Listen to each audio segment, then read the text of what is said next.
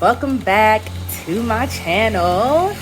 And just like the introduction said, today in this video I'm going to be kind of talking about village living, village life, particularly in Nkonya Wurupong, which is where my husband is from. And I'm going to be showing some highlighted videos, some footage, and all of that good stuff so that you can see what we are doing over here in Nkonya Wurupong. Tell you a little bit about the village and the town. So yeah, come on and let's get this video started. So I'm currently right now in Nkonya Wurupong. We actually went 2 weeks ago, and I'm going to be showing you some footage of that. And it took us a long time to get here because we went a different way. We usually go, I don't really know what way. I can't tell you the way, but my husband said we went a longer way because the roads were smoother and most of the roads were paved. If we would went the way that I know, those roads are still not completely paved. They still have a lot of potholes in it, and it's very bumping up and down. It just makes me sick, actually. It makes me car sick, and it's not very good on your cars either. So that's the reason why we went the longer way. But the great thing about going to Nkonya Wurupong or going to the village side that I really love is stopping and get snacks. So along the way there is a bridge, and it is the Volta River, the Volta Lake, excuse me. And before you cross this bridge, they have women selling stuff on the street side, and you get whatever you want. But of course, it has to be something that they are cooking. So you can't go and be like, I want me some, I don't know, something crazy that they're not fixing. So they have shrimp, they got shish kebab, they have my absolute favorite, which is Ebolo. And that's what I get every time I come. So that's really one of the main reasons why not one of the main reasons, but one of the great reasons why I love to go to the village side is just to be able to get my Ebolo along the way and to get some bread and anything else that I want to get along the way to Nkonya Wurupong. So Nkonya Wurupong, Nkonya is a town that is in the OT region, and the OT region used to be a part of the Volta region. So Nkonya used to be a part of the Volta region till they broke away and have their own region now, and they are part of the OT region. Nkonya has 10 different towns, and Nkonya Wurupong, switch my camera, guys, because I'm holding my camera, my arm is hurting. There's not really a place for me to video. Nkonya Wurupong is one of the towns, and my husband said that Wurupong has P-O-N-G at the end, which means it's a very large city or town. I think he said it was the largest one in Nkonya. And within that, they have different villages as well in Nkonya itself. So, Wurupong, excuse me. Within Wurupong, there's different towns that's in Wurupong as well. And it stretches quite a bit.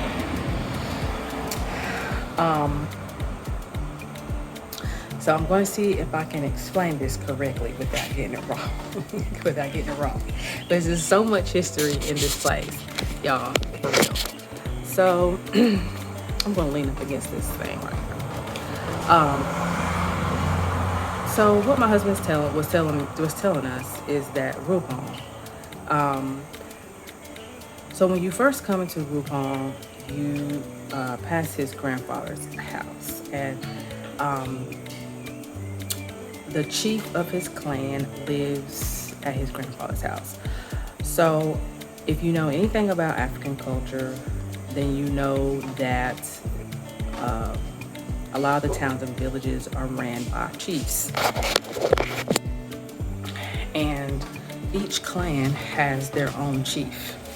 And Wurupong itself has what's called a paramount chief, which means he's the chief of the entire Wurupong. But there are, I think my husband said there's 10 clans, and his grandfather, that's a clan on his grandfather's side. And so each clan has a chief. And so, from my understanding, um, my husband's grandfather clan helped to start or started the whole Wurupong area. And then his mother's family had another clan that lived up the hill, up the mountainside. And so they decided to merge together and make one large clan. And that's how the whole town of Wurupong got started, with these two clans. So it's actually with his father's side and his mother's side. And so, yeah, they are a pretty big clan here of Wurupong, my husband's family, on both sides.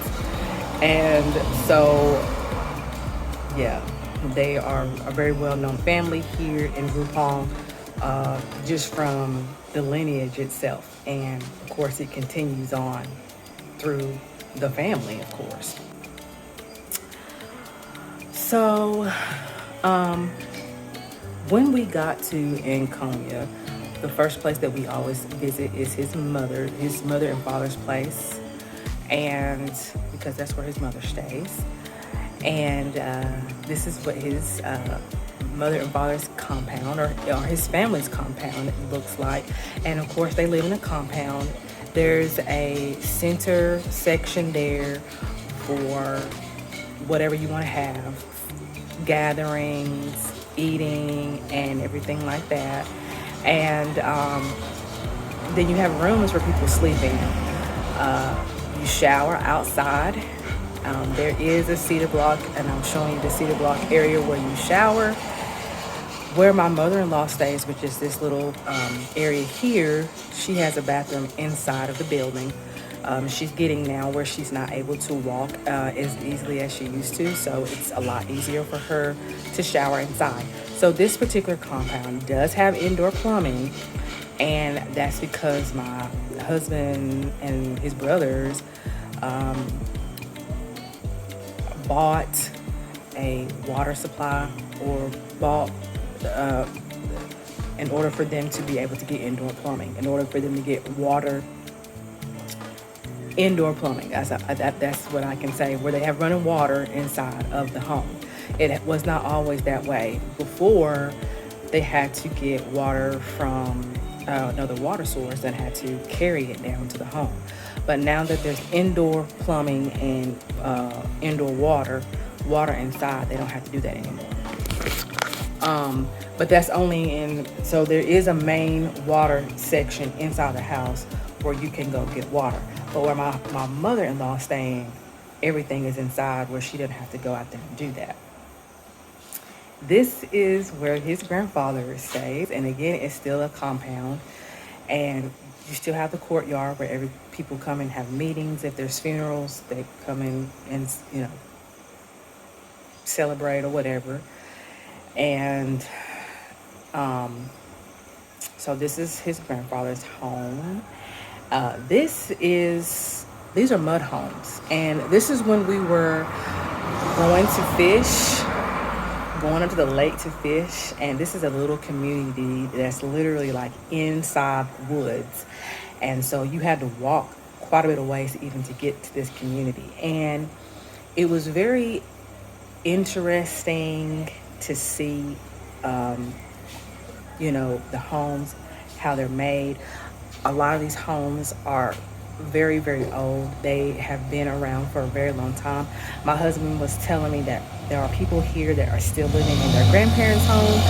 So the homes are still standing and people are still living there, which means that when they build homes for lasting duration, because generations upon generations are going to be living there. So there are people that still live in mud homes and thatch roofed homes. However, as you can see, the people here are very friendly. They, if you don't know or don't have things or don't have certain things, then you don't miss certain things. And what bothers me is when I see people judging people's lifestyle based on where they're living, particularly in the African continent. And you see people living in mud homes and thatched roof homes. All of a sudden, they become uncivilized and barbarians, and people just have the ugliest things to say about people who live in this type of environment. And if you've never been here, if you've never walked around in this area, like we were able to walk and see the homes and see the way people are living, and see that the content that they have being here, then you have a different mindset. Then you say to yourself, okay, who am I to judge about where somebody's living or somebody's culture? But I've never experienced that. I don't know about it. I don't understand it. A lot of people don't want to understand it. They want to continue to be ignorant about it. And it's good to educate yourself and understand the living of people and people's way of life. So they were very kind enough to let me video their homes. This is a lady that was actually making a broom. So here in Ghana, they don't use brooms like we use brooms, or the type of broom that we have. I shouldn't say they don't use brooms like we use brooms, because that's not the right thing to say. What I say is their broom does not look like our broom. So she's making what they use to sweep. And so that's what she's doing. So a lot of times people in the rural areas, they do what's necessary to make a living. So either you're going to farm and you're going to sell the crops that you've grown, or the vegetables that you've grown, or the fruits, or something that you're making, or something that you're maybe buying from other places and selling. So you do whatever is necessary to get income. And so we didn't know whether she was selling this or she was making it for herself. But either way it goes, this is how the food here in Ghana, which I didn't know that until we were seeing the lady doing that. So just showing you also just the different types of homes that you see in the rural area. This is where we are currently staying. This is a hotel that my husband and brother-in-law owns, and people can come here and stay. And inside, there is a kitchen over there. This is the inside of the room that I'm staying, just a regular room. And this is what the bathroom looks like. And the shower, there is running water. So we do have running water here, indoor plumbing. There is no hot water. Okay. You got to boil your water. You got to mix it in a bucket, fill it up with some cold water, and then there is your water so that you can take a shower. And I know a lot of people would talk about, taking a bucket shower, whatever, but I'm telling you that bucket shower feels really good, and you still get clean. The last time I checked, to get clean, you need water, soap, and something to wash with, and you should be perfectly fine. Wash them areas really good. You're good to go. All right. Again, don't judge it until you've actually understood it, number one, and actually have experienced it. Okay. Then maybe you can pass judgment. So that is where we're staying, and I want to throw it out there that majority of the people that live in Nkonya Wurupong do live in single homes or different types of homes depending on their family situation. And so that, of course, like in any situation, whether you live in the stateside, where you live depends on what you're able to build. But a lot of the families there are living in homes that their grandparents have built, and they're still living there. And their children's children are still living there as well. So the next thing that I'm going to share with you all is we went to a funeral in Nkonya a couple of weeks ago. I'm going to share some footage about that as well. been to many funerals here in Nkonya. Actually, it seemed like every time we come here, somebody's dying. Okay, somebody is dying. Bless it. And funerals here last pretty long. So, I am showing that I had on black. So, when you have the funeral, you wear red and black.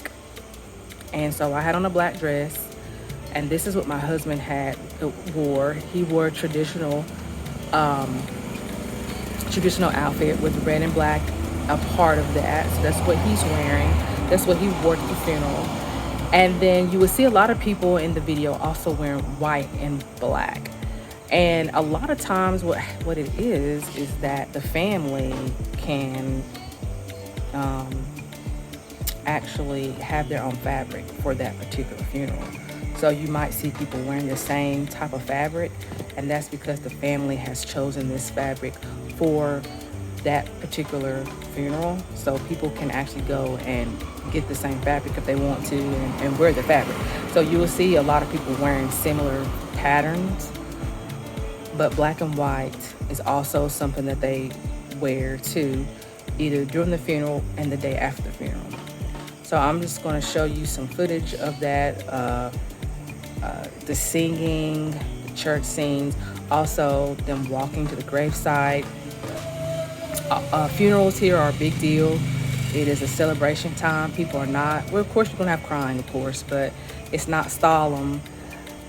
There's just a lot of just celebration during funeral time. So I'm going to show some footage of that, the funeral right now.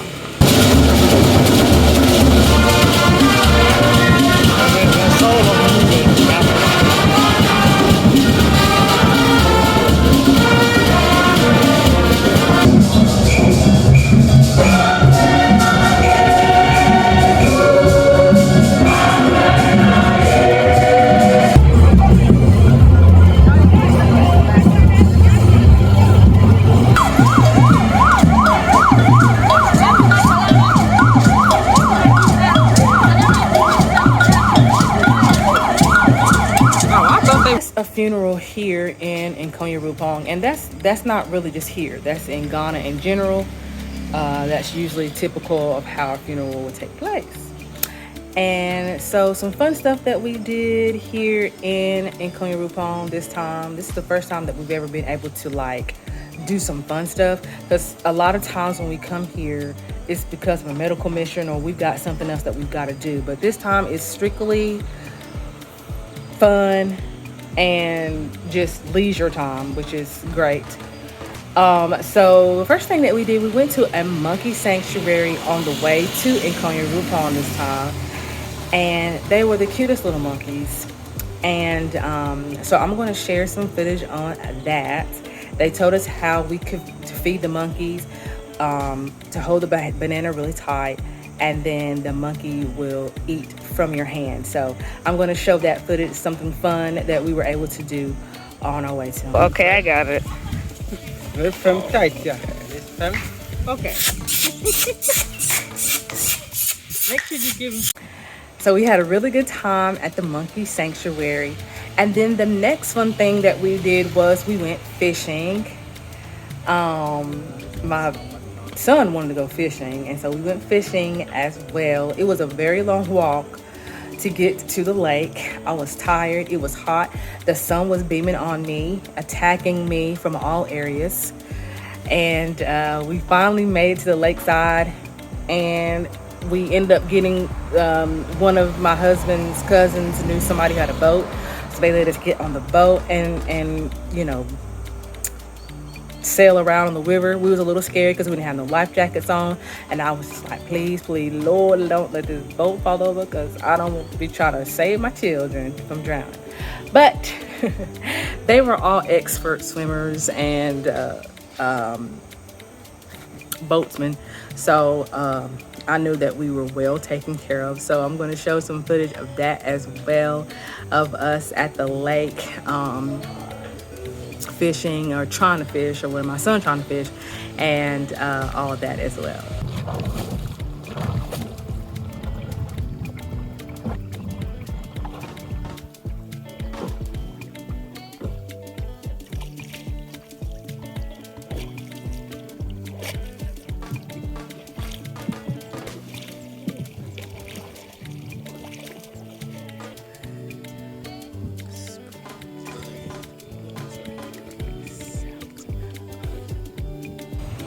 All right, you all. So that is village life over here in Nkonya, Wurupong. Share with you the history, some of the things that we did while we were here. We will be here until probably Friday. Today's Wednesday. We had some things that we had to do, so we'll be here till Friday, and then we head back to Accra. All right, you all, I am Mazelleغ. Thank you all for watching. Make sure you like and subscribe, and I will see you all in the next video. Bye.